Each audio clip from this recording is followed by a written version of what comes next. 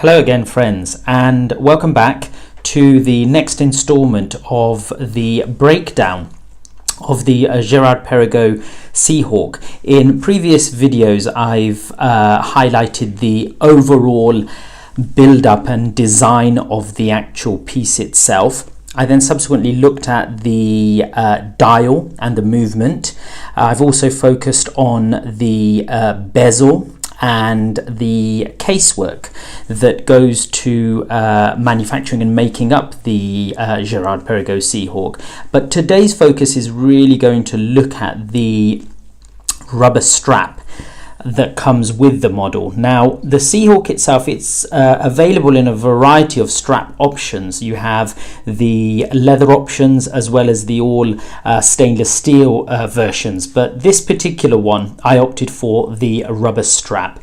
Now, what I've done in previous videos, I didn't really have a wrist shot as such, so I thought I'd don a dress shirt just so you can see how the actual watch wears. Now, you will notice there is a considerable amount of heft on this particular piece, and that's something I've covered in previous videos. So it isn't one that I would necessarily say is suitable for boardroom attire. And if you look here, you can see my shirt cuff here is on the loosest sort of setting there, and even then it doesn't really go over it. So obviously this is a sports piece, and I would really recommend wearing this piece with suitable sort of sporting sort of attire, so with jeans, t-shirt, maybe a really nice half shirt.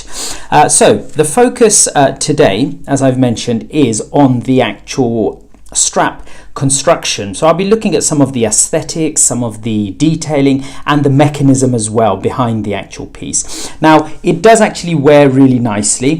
What I love about the actual strap itself, you know, it is an integrated strap. So if we have a look, the contouring here that you can see on the case, that is mirrored in the way that the rubber then sort of flows into it. We've got these walled sides here, okay, and then you've got these sort of angled elastomer injection molded rubber parts. We've got some really nice sort of subtle Girard-Perregaux branding there on the strap, and it is also repeated over here. I perhaps would have liked for it to just had Girard-Perregaux just on one side. Perhaps it's a bit of an overkill, but at the end of the day, I'm quite a minimalist sort of person when it comes to the items that I wear.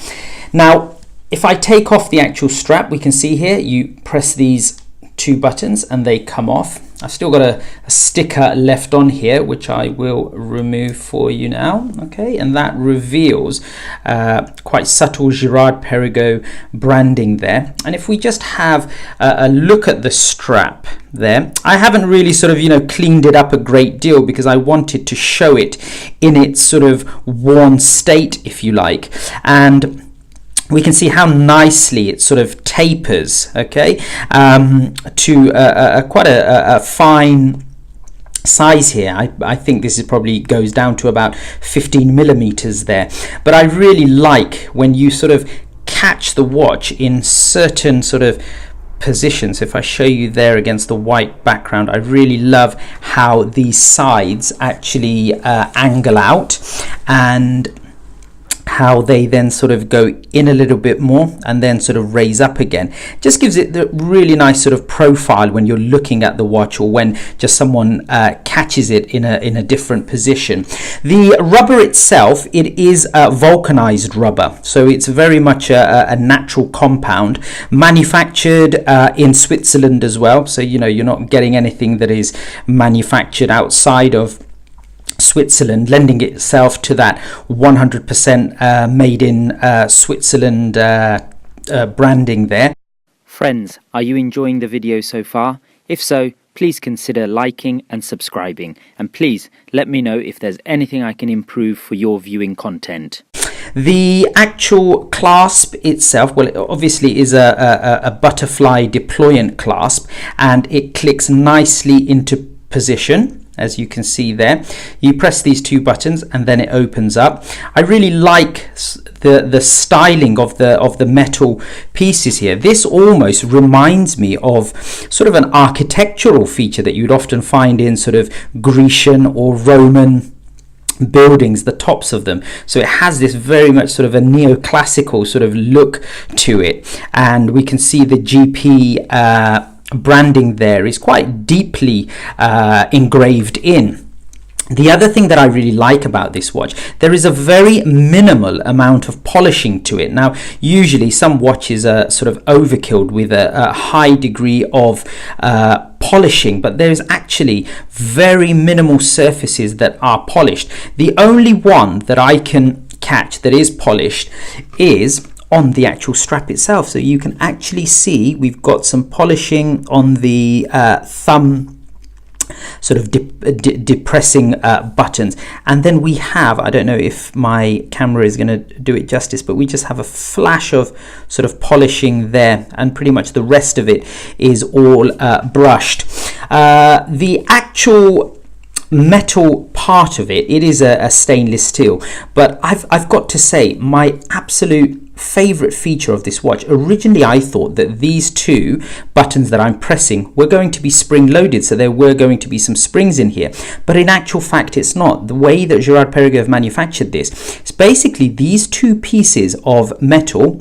They have obviously been bored out here, allowing a pin to go through it there, and it works simply under the tension between these two here. So if you have a look there, these are obviously held in and they sort of both taper out, and that is essentially what provides that sort of natural sort of springy nature. And there are actually, from what I can gather, no spring-loaded mechanisms in here, and I thought that was a really nice touch to the actual piece. Going back to the rubber itself, we can clearly see that they have thought about, you know, moisture sort of flowing away from underneath the watch and the strap. We got some really nice sort of GP branding there, and again that honeycomb aesthetic sort of detail is replicated from the actual dial itself. So it's really nice that they've taken key design elements through onto other parts of the actual product itself, and it's little subtle details like this that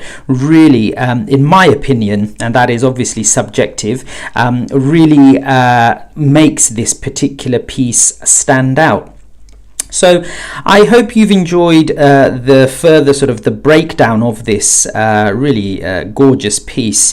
If you have any questions about the actual strap, then please do ask me in the comments and I'll do my best to get back to you. The actual measurement of my wrists, I'm actually a 6.5 inch wrist, so that will allow you to work out as to whether this is a suitable watch for yourselves. And please do stay tuned for the final sort of conclusion and summary of this particular piece, where I'll be looking at some of the things that I don't sort of, you know, like so much about it. So please do stay in viewing.